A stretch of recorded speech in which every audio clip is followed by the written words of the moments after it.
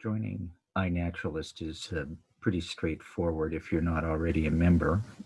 All you need to do is get onto your computer and go to your search window and type in iNaturalist. Oops. And then go to the iNaturalist page. It'll look something like this. Up in the corner, there is a sign up icon. You click that sign up icon and fill in all of this stuff. Tell them, prove you're not a robot, and create an account. It's pretty straightforward. You can also create an account with Facebook or Google if that's more comfortable for you. But I actually had an account before I had all of these other fancy things. And so I'm going to go to already have an account and type in my username and my secret word.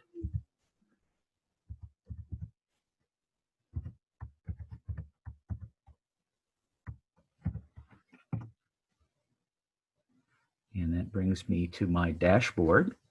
And it's got all of these things here. And to get to where we want to go, we're going to come up here to search again.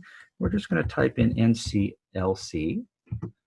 And that gives us a list of all of the things that NCLC has done over the past years.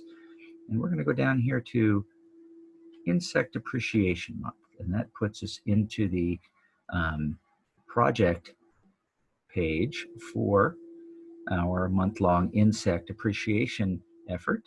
And you're going to go up here and there's going to be a little join bit right there. You just click on that. That will automatically sign you up for the project. You have to be a member of the project in order to make this work. So make sure you do that. And then once you're in the project, this project isn't even going to start while I'm making this video. It's still got about 4 days to go. We're going to hit upload and we're going to choose some files. And in this case, I have some moth pictures to upload. So I'm going to hit that. That's going to go there. It pops them up into the screen. All of these moths were seen at the same place. So I'm going to hit select all. Come down here to location. Type Astoria. Click on the Astoria, Oregon. Pops me into Astoria here. I'm going to enlarge the screen. And they were seen right about here. So we're going to put a circle where we saw it. Make the circle as small as you can so it's representative of the place you saw it. And then update the observations. It automatically put it in there. Because my camera has a timestamp on it, it automatically put the time on for all of these. And so now all I have to do is figure out what they are. Well, if you're like most people, you have no clue what they are. I don't know what they are. It says this one is in the butterflies and moths. These two are still loading up. And we knew that it was a butterfly or a moth because that's how I had labeled the picture, moth.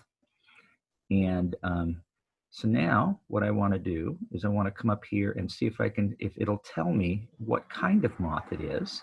And sure enough, that's the moth that it looks to be right there. That matches that. And so we're going to go ahead and click that. If I'm wrong, if I picked the wrong one just based on the picture there are plenty of experts in iNaturalist who will set me straight. So now we're going to go to the second one here. We're going to get rid of butterflies and moths. We're going to ask it if it knows what it is. And it seems to think that it is Egeria crucialis, and it might be that, but it doesn't seem to be marked quite well enough. So I'm going to play it safe and just call that one a cutworm or moth, because we know that part is accurate. Again, don't have to know what I'm looking at. And then the last one here, I'm going to do the same thing. And it is, I'm pretty sure that it's one of these rollers here, but I don't know which one. So we're just going to put it in the more broad tribe category. Again, there's a guy that does nothing but leaf rollers, and he's going to probably tell me exactly what that is. Once it's done, then we need to come up here, and unfortunately I'm hiding I'm going to submit the 3 observations. 1, 2, 3. And then it puts me to my observation dashboard right here, and all of these things pop up. Hopefully over some part of the day, people will come through, they'll look at those, and they'll identify them. It's hard to know. What I'm going to do now is I'm going to go back to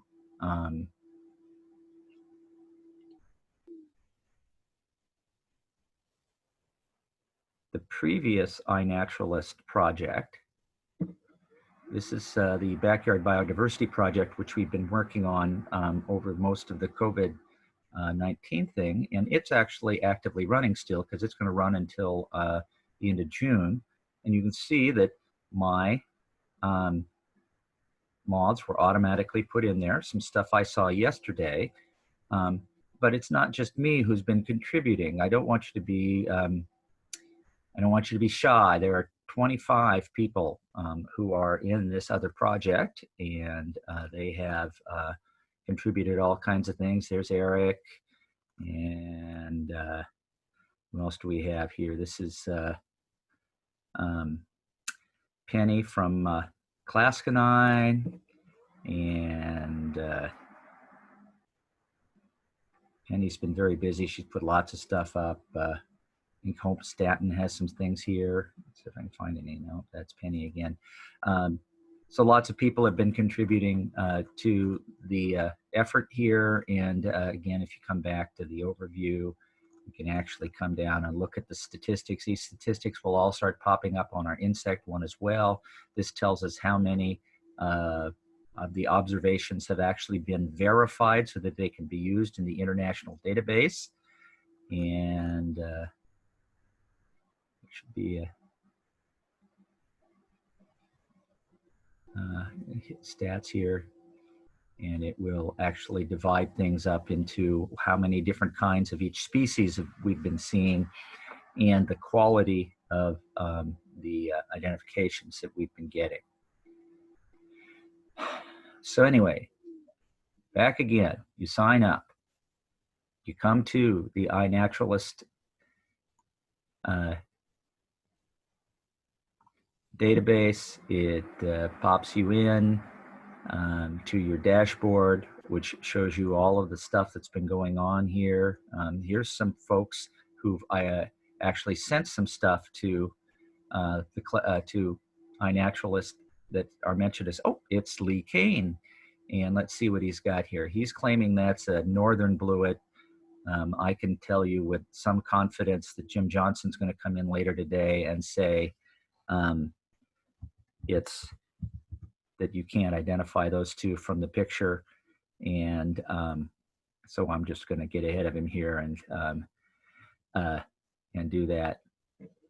And so I've just helped Lee identify things.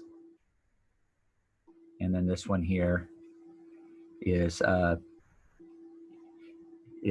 hoverfly. It might actually be a margined calligrapher. They do turn up around here, but I'm not the fly guy. And so I'm going to let the fly guy, who I think kind of works out of Texas, he's going to look at that fly and go, yeah or no. He may knock it down to genus. That's okay too.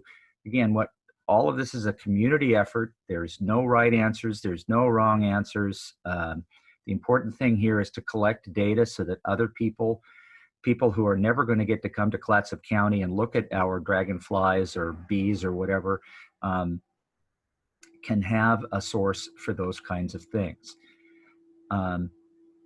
So anyway, that's what we're working at right now. So what I need to have you all do is join iNaturalist, join the project, get out there with your cameras, take pictures, Don't worry about whether you know what you're doing or not. None of us know what we're doing. This is how we learn. So anyway, that's what I want you to do today. I hope I figured out this Zoom thing well enough so that I can actually post this, and we'll see you in the field.